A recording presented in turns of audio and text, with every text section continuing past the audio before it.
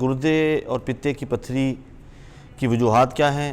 اور اس کے علامات کیا ہیں؟ سب سے پہلی چیز تو یہ ہے کہ گردے میں جو پتھری ہوتی ہے اس کی وجوہات عمومی طور پہ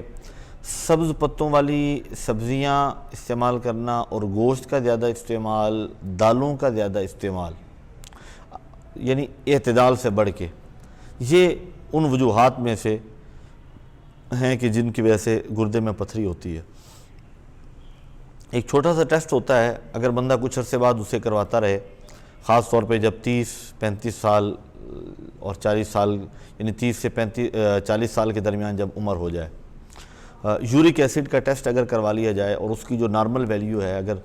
وہاں تک اگر ہے تو ٹھیک ہے، اگر اس سے بڑھ رہا ہے تو اس پر توجہ دی جائے اور کچھ چیزوں کی احتیاط کی جائے تو بندہ گردے کی پتھری سے بچ سکتا ہے۔ گردے میں جب پتھری ہو جائے تو شدید درد ہوتا ہے، سم ٹائمز پیشاب میں رکاوٹ آ جاتی ہے اور پیشاب صحیح طرح نہیں آتا، جب یورین پاس نہیں ہوتا تو ساتھ تکلیف ہوتی ہے، درد ہوتا ہے، تو بہت زیادہ انسان تکلیف میں ہوتا ہے۔ اس وقت پھر وہ بھاگتا ہے، دوڑتا ہے، مختلف قسم کے معالجوں کے پاس جاتا ہے، طبیبوں کے پاس جاتا ہے، ہومیوپیتھک ڈاکٹرز کے پاس جاتا ہے، ایلوپیتھک ڈاکٹرز کے پاس جاتا ہے۔ اس کی کوشش یہ ہوتی ہے کسی طرح مجھے، اور ظاہر ہے پھر دم درود اور وظائف کی طرف بھی متوجہ ہوتا ہے، اور جو گردے کی پتھری ہے وہ یورین کے ذریعے، پیشاب کے ذریعے نکل سکتی ہے۔ لہٰذا یہ تو میڈیکلی باتیں ہو گئیں کہ میڈیکل اس حوالے سے کیا کہتی ہے اور میڈیکل کے اس حوالے سے پوائنٹ آف ویو کیا ہے۔ چونکہ ہم وظائف آپ کو بتاتے ہیں درویشی رنگ چینل کے پلیٹ فارم سے، اور ان وظائف سے بہت سارے ہمارے بہن بھائیوں کو فائدہ ہوتا ہے، تو وہ ہمیں دعاؤں میں یاد رکھتے ہیں، ان کے میسیجز موصول ہوتے ہیں، تو ظاہر ہے ہمارا بھی حوصلہ بڑھ جاتا ہے، ہماری تمام ٹیم جو ہے نا اس کے حوصلے بلند ہوتے ہیں، اور ہمیں مزید جو ہے نا مخلوق خدا کی خدمت کا جو جذبہ ہے اس میں کثرت آتی ہے اور ذوق و شوق میں اضافہ ہوتا ہے۔ اب ایک وظیفہ جو میں عرض کر رہا ہوں، گردے کی پتھری اور پتے کی پتھری دونوں کے لیے یہ فائدہ مند ہے۔ سورہ بقرہ کی آیت نمبر 74 ہے، آیت نمبر 74 سورہ بقرہ، وَإِنَّ مِنَ الْحِجَارَةِ لَمَا يَتَفَجَّرُ مِنْهُ الْأَنْهَارُ وَإِنَّ مِنْهَا لَمَا يَشَّقَّقُ فَيَخْرُجُ مِنْهُ الْمَاءُ وَإِنَّ مِنْهَا لَمَا يَهْبِطُ مِنْ خَشْيَةِ اللَّهِ وَمَا اللَّهُ بِغَافِلٍ عَمَّا تَعْمَلُونَ۔ اب اس میں اللہ رب العزت نے یہ ارشاد فرمایا ہے کہ کچھ پتھر ایسے ہیں کہ ان سے نہریں نکلتی ہیں، کچھ پتھر ایسے ہیں کہ جب وہ پھٹتے ہیں تو ان سے پانی نکلتا ہے،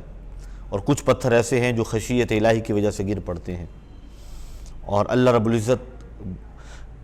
بے خبر نہیں ہے، غافل نہیں ہے ان چیزوں سے جو تم اعمال کرتے ہو۔ یہ اس کا ترجمہ ہے۔ تو یعنی پتھر بھی اللہ کی خشیت اپنے اندر رکھتے ہیں، پتھروں کی قسمیں مختلف ہیں، یعنی کچھ پھٹ جاتے ہیں، کچھ سے پانی نکلتا ہے، چشمے نکلتے ہیں، کچھ اللہ کے ڈر کی وجہ سے گر پڑتے ہیں۔ تو جب یہ آیت مبارکہ بندہ پڑھے گا تو وہ جو پتھری ہے وہ بھی یقیناً ریزہ ریزہ ہو کر پیشاب کے ذریعے گردے کی پتھری بطور خاص وہ نکل جائے گی۔ تو طریقہ یہ ہے کہ یہ آیت مبارکہ سورہ بقرہ کی آیت نمبر 74 وَإِنَّ مِنَ الْحِجَارَةِ سے لے کر وَمَا اللَّهُ بِغَافِلٍ عَمَّا تَعْمَلُونَ تک، یہ 41 مرتبہ پڑھیں روزانہ،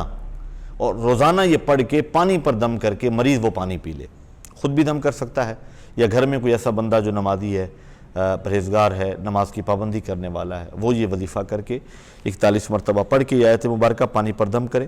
اور پانی پلائیں۔ انشاءاللہ العزیز کچھ ہی دنوں میں وہ پتھری ریزہ ریزہ ہو کر، باریک باریک ہو کر وہ پیشاب کی نالی کے ذریعے، پیشاب کے ذریعے وہ نکل جائے گی،